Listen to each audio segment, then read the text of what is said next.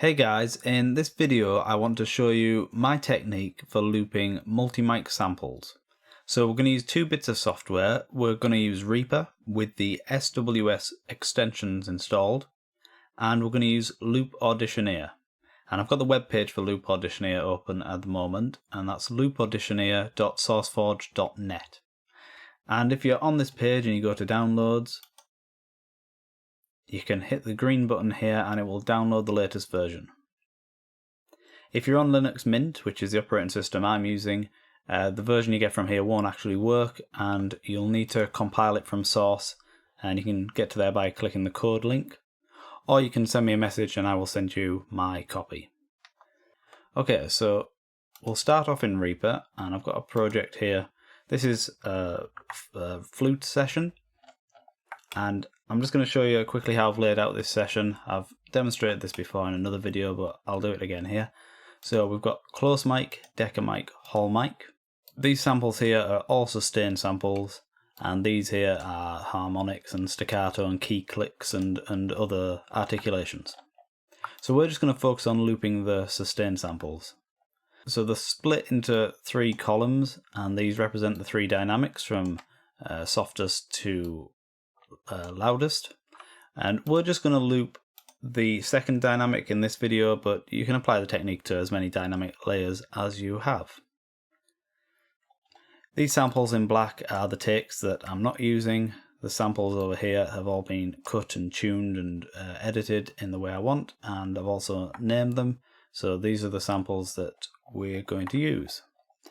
Now when you're editing samples, you almost always want to work with the mic position that is closest to the instrument, and then apply whatever changes you make to that mic position to the other mic positions. And if I zoom in here, and we'll zoom right in, you can see the start position of the close mic sample is about here, and the decker is about here, and the hall is about here. So you can see the start positions aren't exactly the same because the sound hits each microphone at a different time, but the one that is closest to the instrument will always have the earliest start position, and that's the one that you want to be dealing with. So we're going to be working with the close mics for this. Let's just get that back to where it was. Now I said you need the SWS extensions installed, and that's for this. We're going to highlight all the samples. You're going to pull up your actions and go to reposition. This one is here, reposition selected items, and that's one of the SWS extensions. So we're going to run that one, and we're going to change this to item end, and I usually leave that at 1 second, but just because I've already done this, just to demonstrate, I'm going to put this at 2 seconds. It doesn't matter, but just so long as you're consistent. So what it does is it spaces the samples exactly 2 seconds apart. And I'm just going to undo that, so now they're spaced 1 second apart. And that's how I usually do it, 1 second apart. And that's important for the sort of last stage, and you'll see that, but just make sure they're spaced evenly apart. Okay, so now we're going to export the close mic samples. Just going to highlight them, go to render, we're on selected media items. I've got a desktop folder called sustain, they're going to go in there. I've named them the way I want, sample rate set. Now channels is set to stereo, but these are just mono samples. I've also ticked this box here that says tracks with only mono media to mono files, so this will output mono files. Wave, obviously 24-bit, you could do 24 or 16, it doesn't matter. Regions, yeah, we want that one on. Regions only, because when we export loop markers in the final stage, they're actually exported as regions. Okay, so now I'm just going to hit render, and I've actually already rendered all these files, so it's just saying, do I want to overwrite them? There's no point, but it was just to demonstrate to you guys what to do. So once those files are rendered, let's come out of here now. We can go to the desktop folder, and here are all the close mic samples for the second dynamic. So only working on the second dynamic. So now I'm going to open Loop Auditioneer, and I'm going to go to File and select Choose Folder, and go to the desktop and select that sustain folder, and those are all those samples loaded in there. Now I'm going to get it to go through all the samples and look for loops. So this button here that looks like a yin yang is actually for applying some settings for the search, and the one that looks like a settings button is the one that actually does the search. So a little bit confusing with the icons there, but we'll click the yin yang, and this is how I set it up. So we've got auto search, sustain section. Just leave that as it is. There is a help file for this that will give you more details. Yep, leave that. Now min loop length, that's the minimum length of the loop you want to search for. I've got that set to just under 3 seconds. It will find loops that are longer than that as well. That's just the minimum. And if you've got really steady samples that are much longer, then maybe you want to increase that. But I find about that is right. Sometimes I take it shorter, sometimes a bit longer, but that's about right. Minimum time between loops, it's going to find several loops, so it's how much sort of space do you want between. I always just leave that at 0.3. Quality factor, I think increasing this actually decreases the quality of the loops, but to be honest I haven't found much difference. I'll probably put that about 30 actually. I haven't noticed an audible difference, should I say, but you do sometimes get better results when like it'll find more loops if you adjust this. So I play with that sometimes if it's not finding many loops. Number of candidates, I always leave that at the max. Loops returned, I always start with 5. I find if I have too many, it just makes the whole process take a lot longer. So just start with 5, and you can find more afterwards if you need to. Loop pool multiple, I just leave that as 10. I forget what that does. Okay, I'm going to hit OK on that, and that applies those settings. Then I'm going to go to this icon, and I'm going to select the folder on the desktop. And I'm going to go to Process, and going to search for loops. And then I'm going to click Run Batch, and it's going to pop up with a little error message. That's just because of it has a problem on my operating system. You probably won't even see this, but if you do see this, just check that box and click Continue, and just wait and everything will go fine. So it's actually searching for the loops right now. And this is going to take a little while. Okay, so that took, I don't know, less than a minute, but if you get that error message and you think the whole thing's frozen, just don't panic. As long as you check that little box and click Continue, it's doing its job behind the scenes.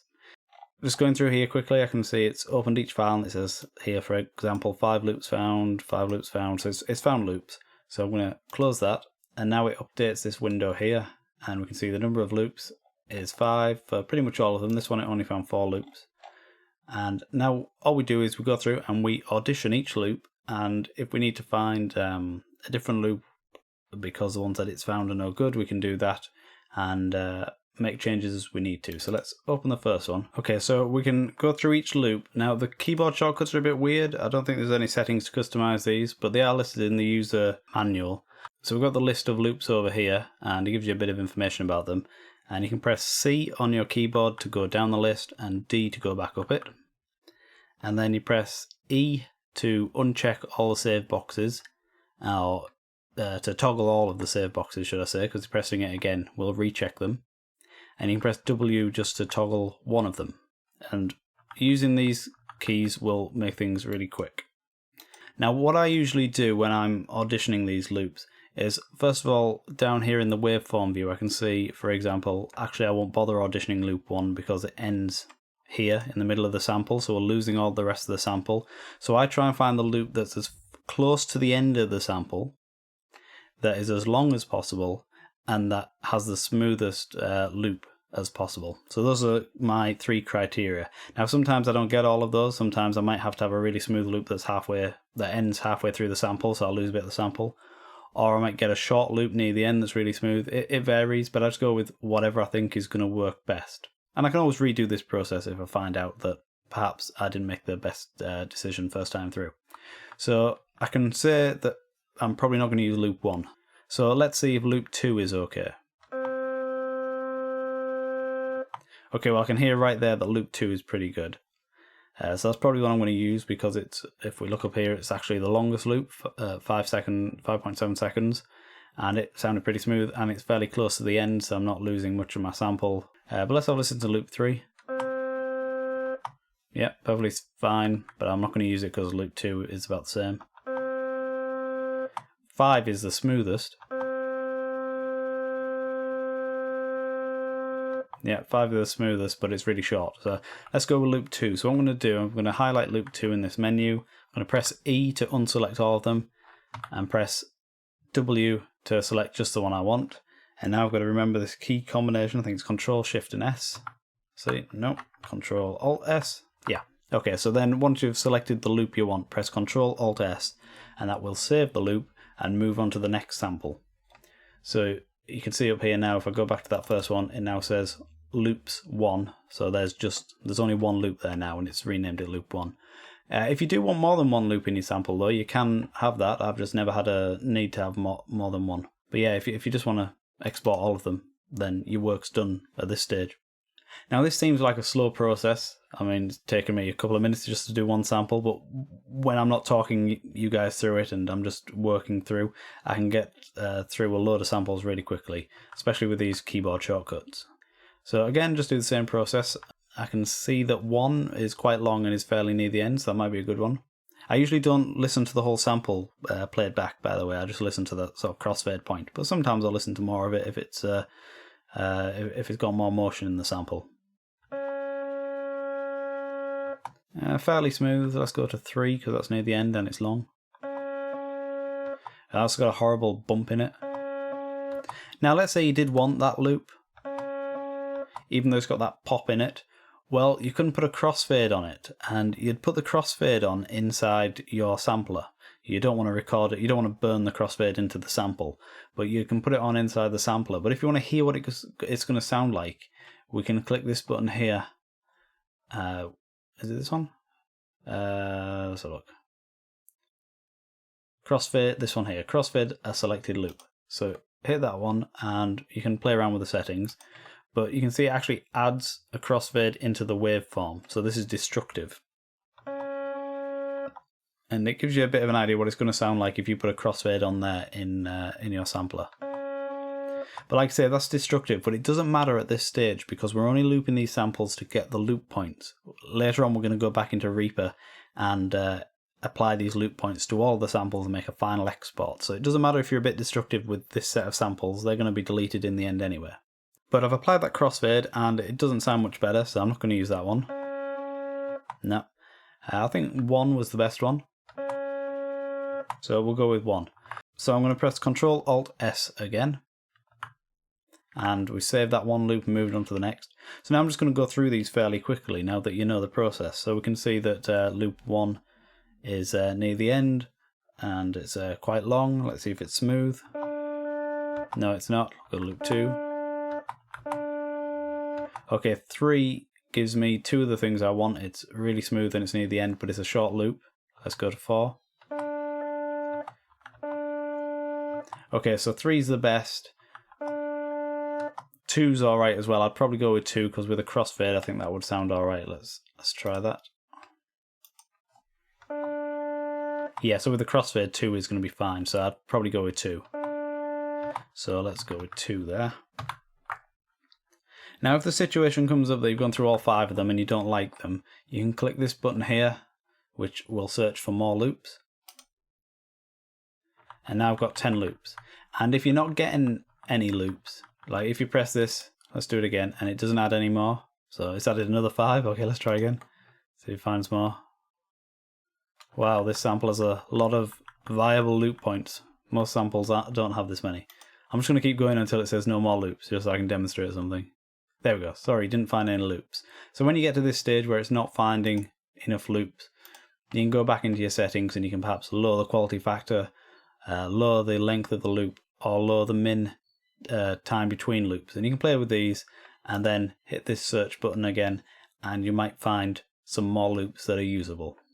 You'll usually hit that situation where it can't find loops or can't find many loops when you get to the extremes of the instrument's range and the notes start going more wobbly. When you're in a good part of the instrument's range, you tend to find loops really easily. Okay, so let's go through these quickly.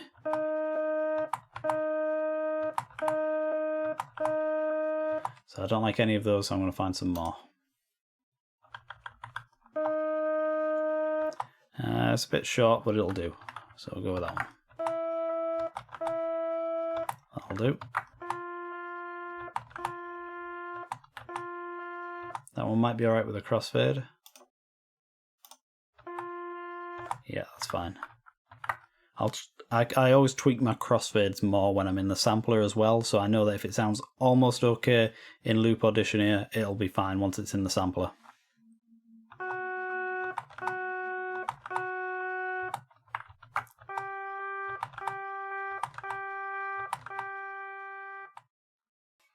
Okay, and that's all of the samples looped. I didn't take as much time as I would usually because I was just getting through this quickly for the demo purpose, but it doesn't take me very long to loop a batch of samples this way. So once you've got them all done, you don't have to do an export or anything. All that Loop Auditioneer does is change the header information in the WAV file. So if you didn't apply any crossfades or anything like that, it won't have had any destructive effect. And in fact, you can even remove loops from samples by changing this option to kill all loops, and it will go through a folder and remove all the loops from the samples as well, which is quite handy sometimes. Okay, so now we've got all these samples. I'm going to close this. I'm going to reopen that Reaper project.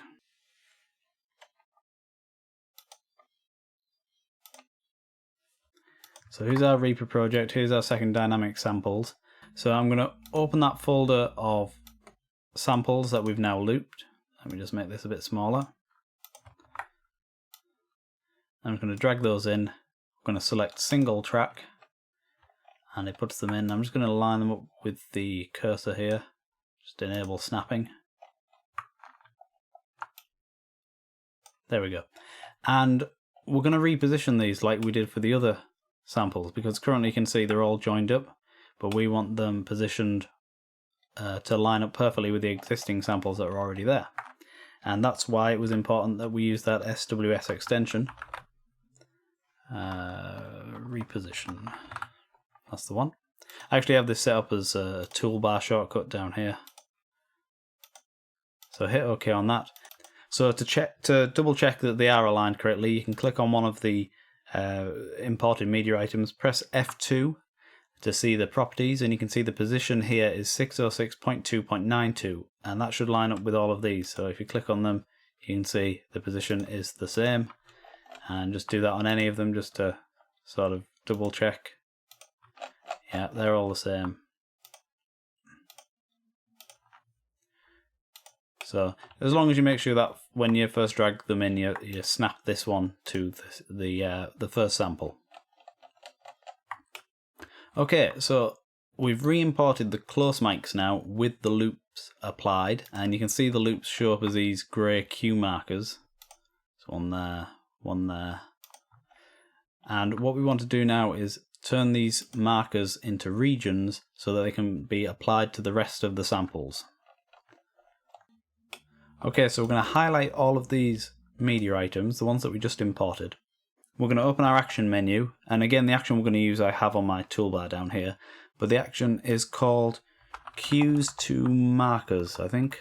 Cues, that's the one. Import media cues as project markers. And we're just going to hit run and close. And now that's converted all of these loop markers in the samples to regions. So we see the regions up here. So now we can delete these samples that we looped and imported. We don't need those now. Now we've got the loops actually embedded in our project, and as long as we don't move these files around, these media items around, these loops will be in the correct positions. Now obviously we only loop the close mics, so they might be at a slightly different position on the decker and the hall. So if you want, I guess you could loop those individually, but the difference isn't going to be that noticeable, especially when you apply a crossfade in the sampler. So the only thing to do now is to export these with the loop points. So I'm just going to highlight all of them. I'm just going to go through the same process as before. It's going to be to the same folder, same setup, and we've got regions enabled here, so that'll export the loop points. I'm going to hit render. And it's going to ask me if I want to overwrite the close mics, which we exported earlier. Those were the ones we looped. So I'm going to click overwrite. And now I'm just going to let this run and export those samples. Won't take long. Will only take about a minute or so because we're only doing the dynamic 2. So while this is exporting, I just want to say something about looping in general. So there's two main reasons why we loop samples. One is so that if you hold down a key when you're playing back the sample in your sampler, it will play indefinitely. And that's good in some situations, but if you're going for realism, there's a lot of instruments, especially woodwinds, that can't play a note infinitely, so it's not going to help with realism. But one solution to that is have it loop a limited number of times. But the main reason to have it loop is so that if you're crossfading multiple dynamics, if one sample is shorter in length than another dynamic, when you crossfade you'll get silence. Like if you crossfade from the first dynamic into the second dynamic, and the second dynamic happens to have a shorter sample, you'll be crossfading into nothing. But if you loop all the samples, then you're always guaranteed to crossfade into some audio. And that's the main reason I use loops, is so that that situation never arises. But you'll find that most of the time, if you're trying to recreate a realistic performance, you're never actually going to hit the loop point anyway, because you're rarely going to have a piece where you want to hold a note that long. A bit different with string samples, especially string sections. You might be sustaining chords for quite a long time, even if you're recreating a realistic performance, because string instruments can do that. Okay, so those samples have exported. Let's close this, and I'm going to close this down.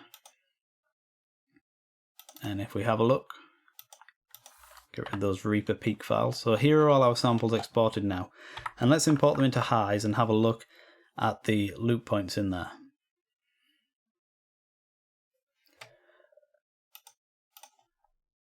So let's just drag those samples in, and we've got all three mic positions now. We've got Decker, Hall, and Close Up at the top. So we'll just import these into HISE so we can see the loop points.